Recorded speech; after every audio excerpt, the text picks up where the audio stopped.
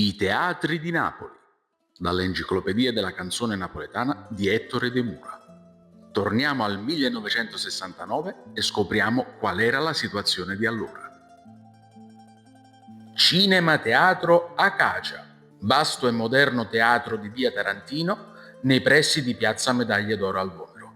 Fu costruito, con lo stabile di cui fa parte, dall'ingegner Fernandez e fu inaugurato nel settembre del 1951 per l'impresa di Armando Profeta. La sala si compone di una platea e galleria per un totale di 1600 posti.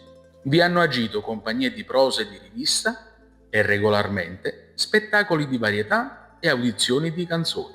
Nella svolta di questi ultimi anni, le programmazioni cinematografiche di seconda visione hanno ormai segnato il passaggio da teatro a cinema della Cacia. Dopo il 1969, alcuni di questi teatri hanno cambiato forma, nome, gestione. Sono attivi ancora oggi o nel peggiore dei casi non esistono più. Ma tutti sono stati palcoscenico per molti artisti che hanno creato quel grande bagaglio di cultura nato a Napoli.